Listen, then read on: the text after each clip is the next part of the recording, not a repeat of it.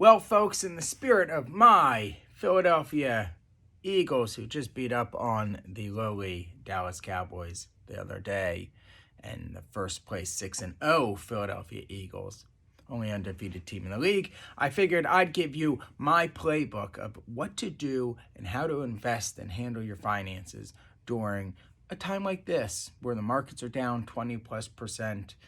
There's a lot of talks of high inflation and interest rates and unemployment and recession. So how do we get through it? What's the playbook that I've sort of go to after 20 plus years in the business and dealing with billions of dollars and thousands of clients and all that fun jazz? What do I do? What do I advise on? So most of these things are my top 10 things that I look to do, and I'm doing just about all of them personally. So do as I say and as I do, I suppose. All right, so what do we do? First of all, don't panic. Rule 1, do not panic. We've been here before. We will be here again. You were here 2 years ago. You were here 5 years ago, 4 years ago. You were here, so on and so forth. This happens. Downturns are a natural progression in the markets. And the first thing you have to do is don't panic. Fighter pilots are trained, and so all pilots, when things go awry while you're flying, the first thing you do is you sit on your hands for 60 seconds. It seems sort of counterintuitive, but you take a deep breath, you get a sense of what's going on, and you simply don't panic. You've prepared for this. 2, don't look. I've talked about this before. Yeah, your accounts are down. So are mine. So is everyone on this planet. Don't look. Nothing positive comes from it unless you're a glutton for punishment. And a lot of times it creates emotion, which then starts to fester into bad decisions. So simply don't look at what's going on. Next, think logically. Do you think that Amazon's going away forever? When you invest in the stock market, you know what you're buying. You're buying the biggest, baddest companies on this planet. They're not going anywhere because there's high inflation, or there may be employment figures or unemployment figures may go up in the near term. It's not affecting the long-term viability of these companies. Warren Buffett always says, what's the optimal time horizon to hold his equities, his stocks? He says forever. You buy a good stock, you ride it up. Chips are stacked in their favor. So think logically. Next, buy, as our favorite boy band used to say. Great buying opportunity. People hate discounts, I guess, but the reality is, you know the markets will rebound. It's just a matter of how long. They always have. If we're going on 130, 40-year history, they always will. So buy. Buy the dip. Get things on discount. I like a discount. If you do and you have funds, it's a good opportunity. Next, of course, during times like this, you may want to take a hard look at your emergency funds. Make sure you got a nice cash cushion there sitting on the sideline.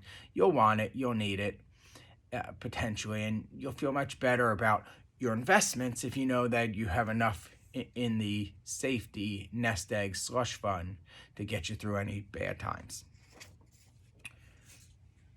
Number 6, lessen your debt pay downs. So now, I don't mean if you have high credit card debt, you got to get rid of that. That's terrible. But a lot of people overpay their car payments, overpay their mortgage. I, for one, do overpay my mortgage. During these times, especially if they're at low rates, I know my mortgage is, I think, 3 1/8 or something like that. I'm just not overpaying it as much. Put that to some of the other thoughts. Making sure my emergency savings is where it needs to be. Also, I would definitely take building up, buying the markets on the dip. So that's my take. Next thing I do, optimize my cash. One of the big upshots of what's going on here in the markets and interest rates is that cash is paying well, up to over 2% if you find the right online savings accounts. So get it there and get free money, more than what you're getting now in your brick and mortar. Number 8, be mindful of large expenses.